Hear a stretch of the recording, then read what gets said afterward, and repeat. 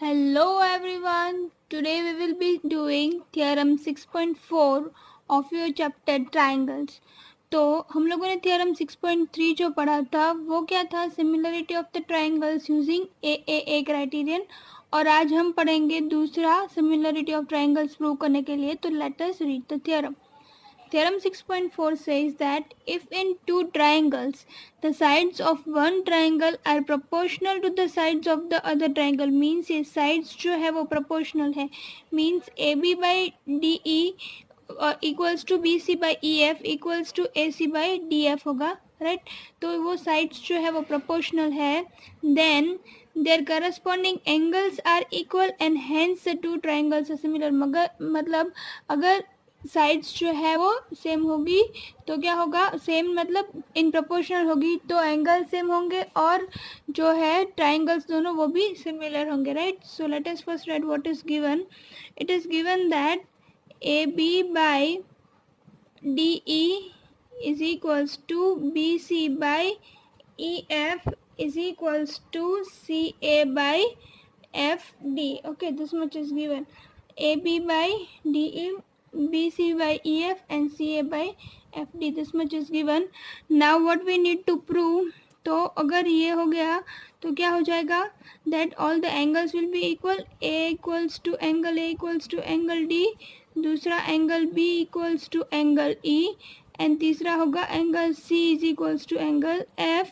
और उसके साथ साथ अगर ये दोनों हो गया इसका मतलब triangle ABC is similar to triangle DEF. Okay, तो this much we have to prove. तो let us start the proof.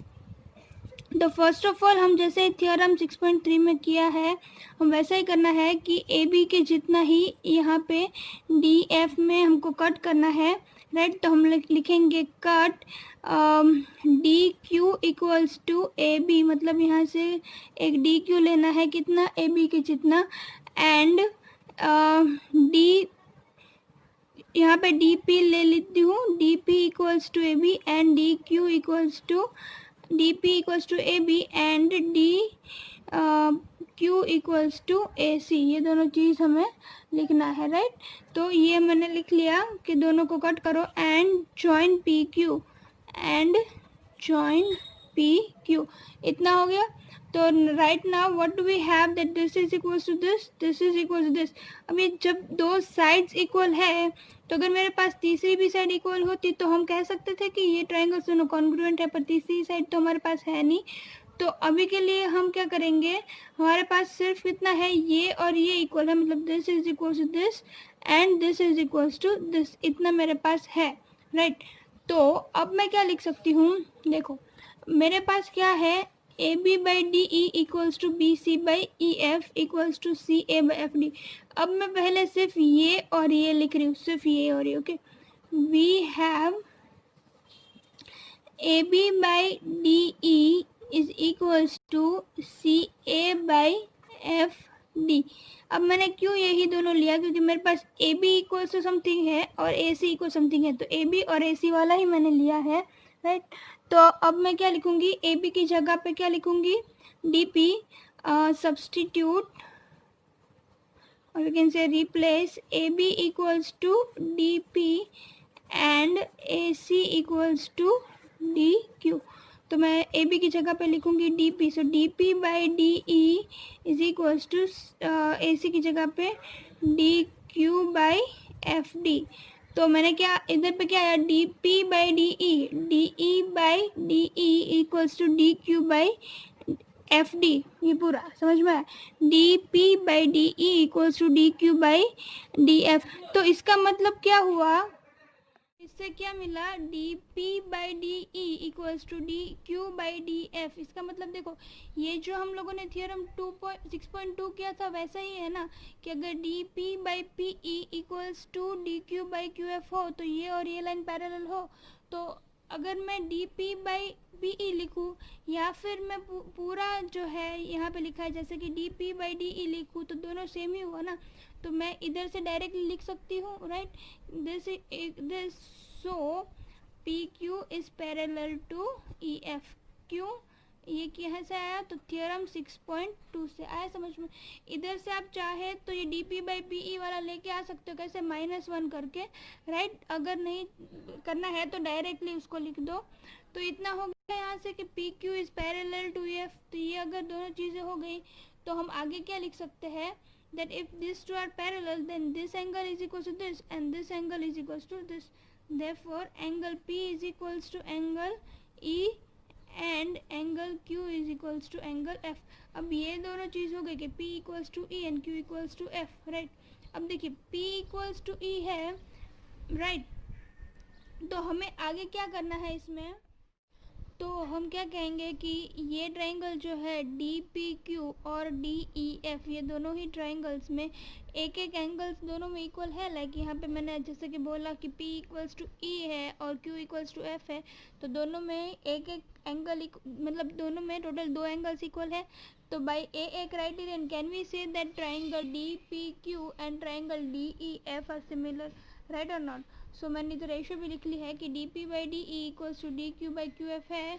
Therefore triangle D E F is similar to triangle D P Q. ये दोनों triangle similar हो गए। क्योंकि ये दोनों triangle similar हो गए हैं तो फिर से मैं लिख सकती हूँ कि D P by D E is equals to D Q by D F. तो अब तो ये भी हो गया कि is equals to P Q by E F, right. क्योंकि सिमिलर है तो उसके रेशियो दोनों का, तीनों का रेशियो जो होगा वो सेम होगा ना। So D P by D E equals to D Q by D F equals to P Q by E F, right और not. So we can write down therefore D P by D E equals to D Q by D F is equals to P Q by E F. ये इसके बाद आएगा, right. तो ये इतना मेरे पास हो गया, राइट। मैं इसको इक्वेशन 1 दे देती हूँ। अब दूसरा जो है ये मेरे पास है ऑलरेडी, क्या, देखो ये मेरे पास ऑलरेडी है A B by D E equals to B C by E F equals to C A by F D. तो मैं ये भी लिख लेती हूँ, मेरे पास ये दोनों की ही ज़रूरत है अब, तो मैं ये दोनों ही लिख रही हूँ। तो देखिए मैं क्या लिखूँगी, given that A B by D E is equals to B C by E F. इधर पे क्या आया, D P by D E equals to P Q by E F, और इधर डी पी और ए बी, डी पी और A B तो already same है ही, पर पी क्यू जो है वो, तो ये दोनों तो ऑलरेडी सेम है, तो इसका मतलब क्या हुआ कि पी क्यू भी बी सी से इक्वल होना चाहिए ना। तो पी क्यू बी सी से, इसका मतलब कि ये इक्वल हो गया। तो हम लिख सकते हैं कि फ्रॉम 1 and 2, इसमें आप ये वाला टर्म अगर नहीं लिखोगे तो भी चलेगा, that D P by D E equals to P Q by E F, but given that A B by D E is equals to B C by E F, therefore we can say that P Q is equals to B C. इससे हमें क्या पता चला कि P Q और B C equal हो गया। अब एक बार पी क्यू और बी सी जो इक्वल हो गया तो ये और ये इक्वल था ही, ये और ये भी इक्वल था, राइट। ये ए बी और डी पी इक्वल था, पी क्यू ए सी और पी क्यू भी इक्वल था। अब बी सी और पी क्यू भी इक्वल हो गया, तो उसका मतलब कि ए बी सी और डी पी क्यू दोनों कॉन्ग्रुएंट हो गए, राइट और नॉट। ये दोनों ट्राइंगल्स क्या हो गए, कॉन्ग्रुएंट। तो हम क्या लिख सकते हैं, that therefore triangle A B C is congruent to triangle D P Q. तो उससे क्या हो गया कि तीनों एंगल्स जो है वो सेम हो गए। तो उससे क्या हो गया, angle A is equals to angle D, दूसरा angle B equals to angle E and sorry B equals to angle P and angle C equals to angle Q, right. A D के जितना, बी जो है वो P के जितना, and सी जो है वो क्यू जितना हो गया। अब हमें प्रूव क्या करना था कि ए डी के जितना हो, बी ई जितना हो। तो ये हमें ऑलरेडी पता है कि पी और ई तो ऑलरेडी इक्वल ही है, हम लोगों ने लिखा था यहाँ पे पी और ई इक्वल है और क्यू और एफ इक्वल है। तो हम इससे जाके इक्वेशन 0 सपोज में दे दूँ या फिर 1.1 में दे देती हूँ उसको, ताकि, तो हम लिखेंगे फ्रॉम इक्वेशन 1.1, तो ए इक्वल्स टू, तो डी रहने देना है, तो A equals to angle D, ऐसे ही एंगल बी इक्वल्स टू क्या आ जाएगा, पी की जगह पे E, so angle B equals to angle E, and तीसरा angle C equals to angle F. तो तीनों एंगल्स तो प्रूव हो गए। हमको जो प्रूव चाहिए था कि तीनों एंगल्स, तो तीनों एंगल्स तो ऑलरेडी हो गए। अब तीनों एंगल्स इक्वल है, तो by a criterion can we say that both the triangles are similar, right और not? So we will say that therefore triangle ABC is similar to triangle DEF by AAA criterion. Understood? So थोड़ा लेंदी है but at last हमको answer तो मिल ही जाता है। एक बार याद कर लेंगे पूरा मेथड तो फिर प्रॉब्लम नहीं होगी, राइट?